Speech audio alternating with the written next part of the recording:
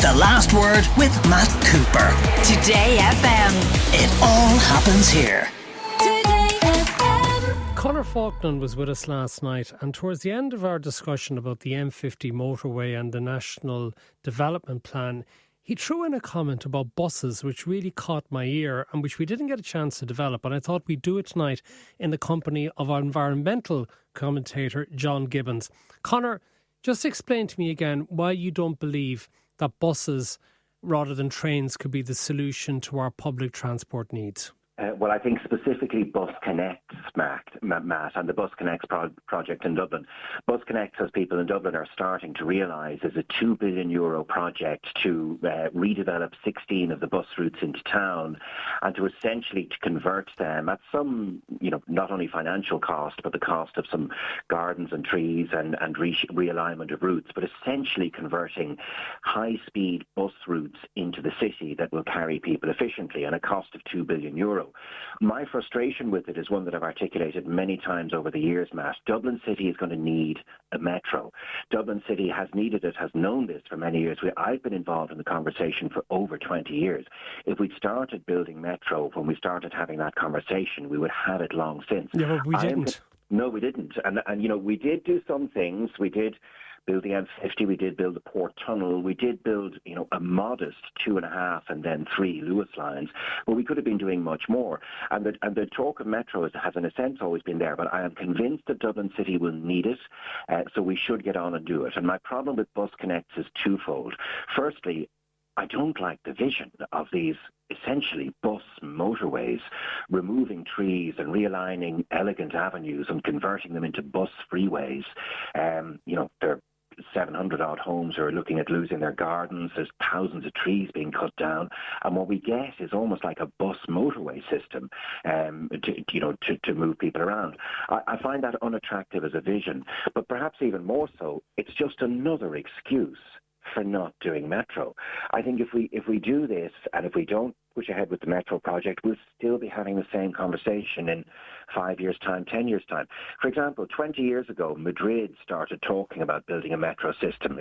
We had long since progressed in the debate. I've been involved in some of the conversations myself. Madrid decided they'd do it. They built 50 kilometres of metro in the space of about 4 or 5 years. And that investment has massively paid back the city, and in fact they've continued to extend it since.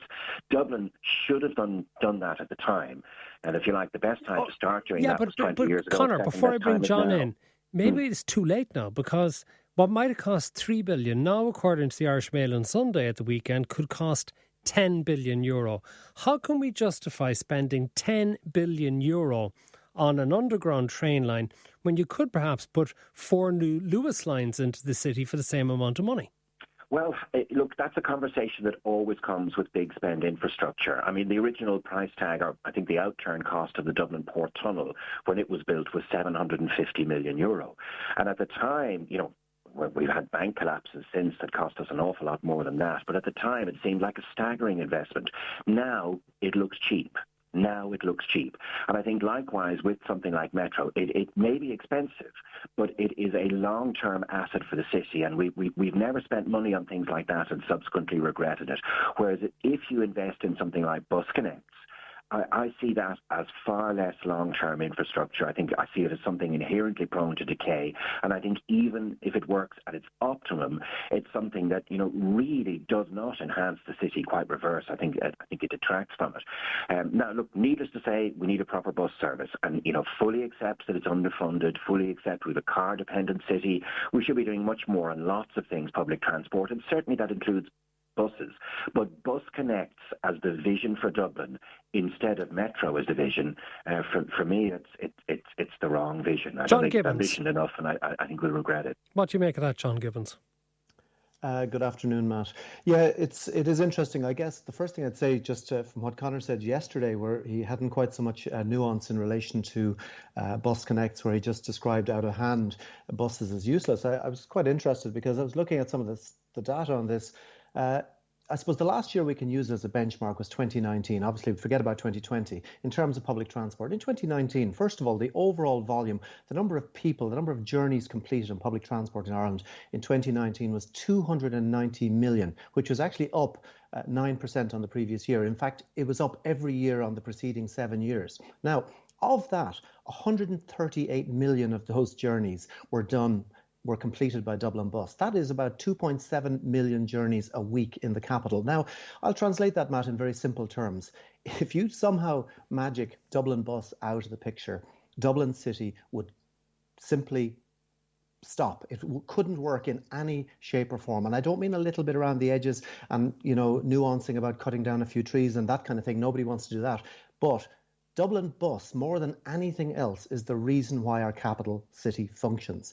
And to just dismiss it as saying, I don't like buses and they're not attractive and they're not durable, if you take the buses out of Dublin City, the city doesn't work. Well, sorry, John, in fairness now to Conor, I think he's saying about having an increased number of buses and sort of having bus motorways and getting rid of gardens and getting rid of space for cars on roads, for carrying loads of buses who, at the same time, might still only be carrying a fraction of the people that would be carried on a train. Well, yes and no, Matt. Come back to the figures, right? Irish Rail across the DART, the commuter and the intercity services in 2019, between all those three services, carried in total 50 million.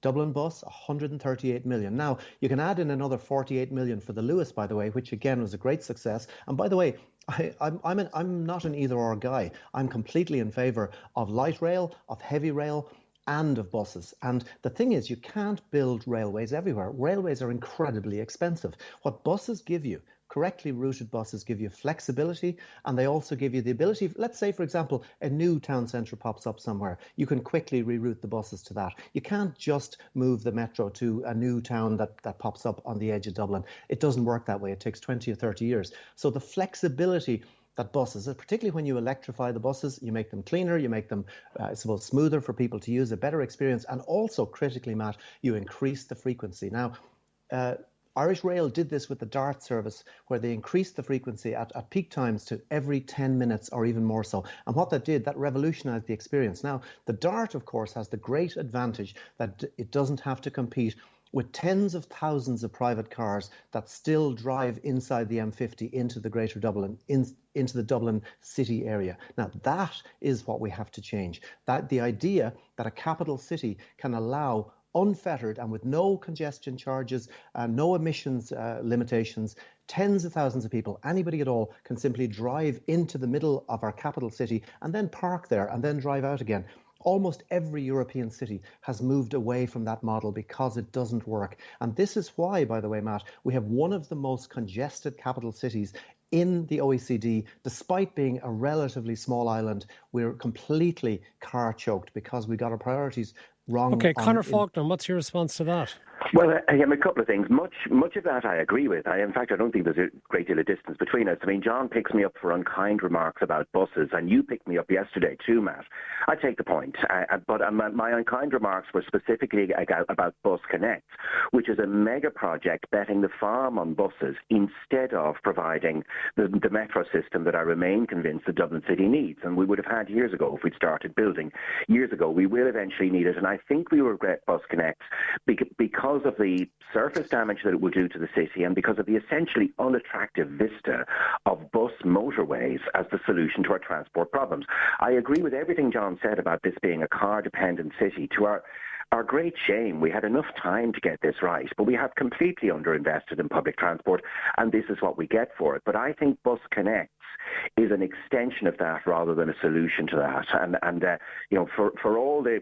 John might go a great deal further than me in his dislike of private cars and his desire to get them out. I mean, I have a bit of sympathy for the people sitting in them, and perhaps my view is coloured by having worked for the AA for so long. But broadly speaking, nobody wants to drive a car into a city. If you've got an attractive alternative, everybody takes the attractive alternative.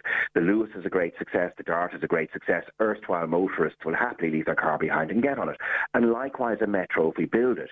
The Bus Connect concept says that we won't need metro, we'll get by redesigning the surface so that instead of being car-dominated, it's bus-dominated, and that then is the future of the city. And I just don't think that's attractive, Matt, and long term, I don't think that's the city we want. And I'll tell you something else. I think as this starts happening, when installation starts occurring and Dublin citizens start to see what it means, when, you know, the routes into the city all look like the route down through Christchurch with a, you know, very modern highway incongruously running between older buildings.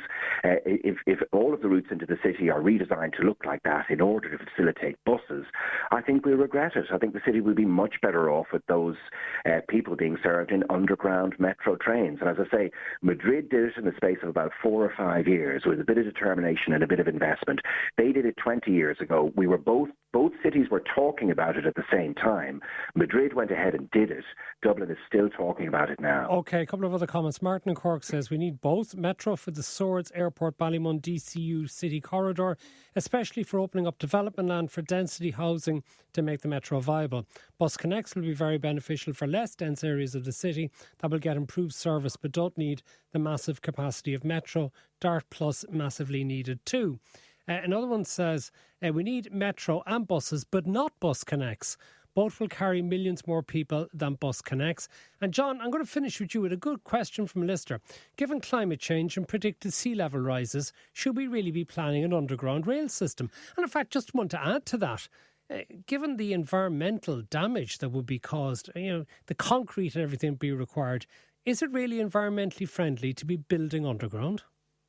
Well, two great questions, Matt, and let me start with the concern about flooding. We've seen, for example, the New York subway has been flooded repeatedly. Other subway systems around the world have been also seen to be vulnerable. I guess Madrid obviously doesn't have that problem, but Dublin certainly does. I personally would be very concerned about sinking billions into a metro system that we could then end up bailing out in every sense of the word. So yeah, I think those concerns are legitimate. I'm not sure whether in a city of our size, whether the metro at this stage, particularly given sea level rise and the dangers, and as I said, far bigger cities than ours have been unable to maintain their subways and keep them above the storm level. So I think that is a concern. Now, the second part of your question is it ecologically or is environmentally friendly to drill underground? I guess this is one of those arguments where you have to look at the total costs, the inputs and all the rest. Now, they're complicated. I would suggest that probably by and large,